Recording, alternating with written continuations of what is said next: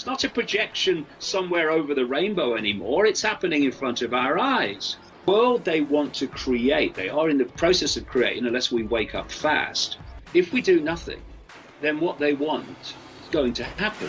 What I've been writing about, Spyro, for decades is the development of what I have been calling over the years the technological sub-reality. This is an electromagnetic bubble around the Earth to which we will be connected. See, I mean, we're going to get deep in the esoteric here, but we are consciousness, and we open our minds, we can access infinite levels of awareness. That's why some people can see things and some people can't, because they're stuck in the five senses. And the idea is to isolate, always has been, to isolate human perception in five sense reality. Now, they've done this through various means, psychological, perceptual manipulation means, but the idea is to create this as they are. This is what the 5G satellites and all the poles of 5G down the road are all about. Create this cloud. Ray Kurzweil, a Google executive, talks about this cloud, to which he says the human brain will be connected via AI to the cloud. We talk about the Internet of Things, where all these cars and fridges and everything's connected to the internet. Well, they want to connect the human brain to this internet as well. That's what they call the Internet of Everything. And so, and this is in Kurzweil's own words, around 2030, and how often does that come up that year in many and various guises? Humans will be connected to AI, their brain to AI.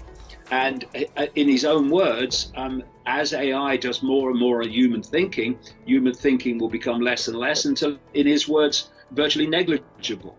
And the human mind will now be the AI mind. We've ceased to be humans as we perceive them. We have then become basically computer terminals on an AI internet. And who controls AI controls human thinking in everybody. That's the idea. And what this means is that if you create what they're now calling the smart grid, is what I've been calling for decades, the technological sub-reality, connected to everything and the human brain, that grid can then be controlled from a central point. And the world they want to create, they are in the process of creating, unless we wake up fast. The way it plays out is fascism, communism, yeah. But actually what it is a form of tyranny known as a technocracy, because they want an end to elected politicians. Elected politicians are becoming more and more irrelevant as the technocrats take over. I mean, look at Gates, he's a technocrat. Look at Musk, he's a technocrat. All these other people, Brin and Page, Wachowski at YouTube, they are technocrats, and they are taking control step by step. And so the idea is that these technocrats replace elected politicians, which is what Gates is doing in terms of the global health situation. I mean, look at it, it's happening. It's not a projection somewhere over the rainbow anymore. It's happening in front of our eyes. And this technocracy would be able to be centrally controlled at a central point. And I said in my books, I think this central point is designed to be Israel. Israel, people don't realize, is pretty much second now only to Silicon Valley in terms of cyber control, cyber security, which means massive control, cyber security, and these smart technologies. People like Netanyahu have openly bragged about it. This is where we're heading. To go there, you need dependency. They've created this economic dependency in vast numbers of people, billions worldwide, as a result of what they are doing. And when I say that this pandemic has ticked every box, what did Tedros come out and say? Gates is gopher. He said at the World Health Organization, you might be able to get the virus off cash if you use cash. And I've been traveling since this thing kicked off, and I've offered cash to places where I always pay cash, and they've turned it down. You've got to use a credit card. Not only that, a credit card that is sort of hands-free, not pushing the buttons in, because you might catch the virus off the buttons.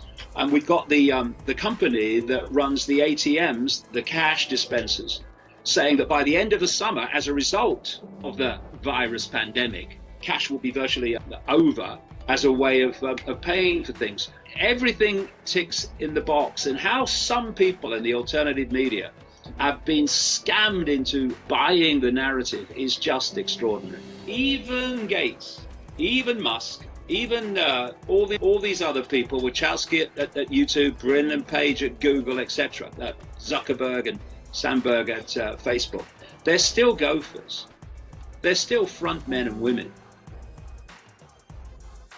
Humanity has been developed to become intellectually clever enough to operate this technology and to build it, but not in expansive consciousness wise enough to see that that's what it's doing. And so we've been moving towards this end game for a very long time, this technological control system, and humans have been brought through and brought through and brought through to be able to create their own prison. Intellectually clever, no wisdom. So this is how I read it. It's been in my books for years. This technology, Spyro, that is rolling out so fast, seamlessly, look at it. Once the button was pressed on this technological sub-reality, the technology has rolled out seamlessly. There's been, nobody's been sitting around a table, strumming their fingers, waiting for some geek in a garage to develop the next level of the control system. It's just kind of appeared. And it appears with loads and loads of cover stories of how it came about. In fact, there was a BBC documentary a couple of years ago. It wasn't very good because the BBC did it, but there was one interesting sequence. It was about Silicon Valley, and they had this sequence of garage doors. And they said, this was discovered behind this garage door. This was developed by this garage door. Of course, they have to drop the garage door now. It's becoming too bloody obvious. Hey, you know, we need another cover story. Too many garage doors, come on. So what they do is they create front people who are the fronts of the cover story for how this developed. So you've got the Gates cover story with Microsoft. You've got the Zuckerberg cover story with Facebook. You've got the Bezos cover story with Amazon, a massive cult corporation. The idea, as I've been writing for years, is that there is no small business and no medium-sized business, just gigantic cult corporations like Amazon running everything. What has this pandemic done? Destroyed vast amounts of small business and what you call in America the middle class. So you have the Brin and the Page cover story with Google, and then you start to see that the CIA technologically seed funding company, Icke as they call it, and DARPA, the American Pentagon military seed funder of technology, etc. They appear around these companies. It's all a scam. And what's happening is these stories are being developed and these front people are being brought out. They become very rich as a result. And they are bringing this technology in to build this smart control system while claiming it's kind of random and what have you. And another point, which is very relevant to current events, these front people who become enormously rich by being front people, there's a rider to that.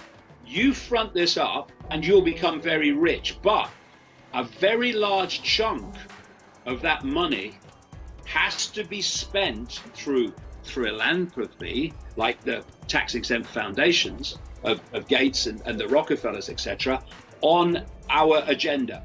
And if you look at the funding record of the Bill and Melinda Gates foundations, it again ticks every box virtually of the cult agenda in what it's funding, including Common Core education control in America. You've got George Soros, who has become vastly rich as a result of serving the cult. You know, people say, oh, you have to be very clever to make lots of money on the stock market. Not if you know when it's going up and when it's going down, because someone's telling you.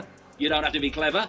Soros's role is to spend a great chunk of his vast amount of money developing the woke mentality, political correctness, which is the population being manipulated to silence itself, the global warming, climate change hoax, mass migration, all these things and also the Arab Spring that Soros money was, and his Open Society foundations were vastly involved in. So that's his area that he puts his money on behalf of the cult. And in terms of Gates, it's health and vaccines. But this is how it works. If we do nothing, then what they want is going to happen. My books are full of stuff over decades that's turned out to be true. This is not because I'm a prophet. It's not because I've sit cross-legged on a mountain and pulled it out of the ether. If you can uncover what this plan is through sweat and effort, which yourself are very much involved in, then you can predict accurately the future by simply exposing the plan. Because if nothing comes to intervene to stop the plan playing out, it will play out, and in exposing the plan, you are predicting the future.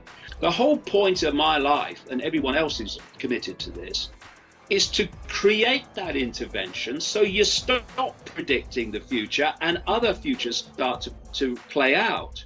And you know, you can look for solutions to problems, and solutions, we are drowning in solutions, and they just lead to other problems, and so it goes on. Or you can be sensible and wise and work out the cause of the problem, remove the cause of the problem, and the problem by definition must disappear. And we've had that problem, Spyro, on public display in the last few weeks. We have a handful of people, tiny number of people, even in total, never mind at the core where it's really coming from, who have got billions of people to sit in their homes because they're told to. That acquiescence to authority without personal thought and perception of does this make sense has allowed a few people to put billions under house arrest. And you know, one of the things I've noticed, I've traveled the world a lot, one of the things I've noticed, we say that, you know, there's this culture and that culture and the other culture, but when push comes to shove in various key areas, people react just the same. You know, we've got Americans under house arrest, Christians under house arrest, Jews under house arrest massively in Israel. We've got Hindus under house arrest in India. So it doesn't matter what your belief system is and your race or your belief system. When push comes to shove, when they press enter, most people react in a predictable way. This is why they could be so accurate in that Event 201 pandemic simulation about what would play out and how people would react, because it's desperately predictable. If we are going to stop this, then we have to remove the cause of the problem, which is acquiescence to authority, doing what we're told without even questioning the validity of it. There's closing in on 8 billion people in the world. The number of people who are controlling events is tiny, infinitesimal at its core compared with that. If we stop cooperating and we start to get streetwise about what's actually going on, and that if you can see a politician, you're looking at a puppet. Some may be willing puppets, some may be clueless, don't know I am a puppet, but they're still puppets.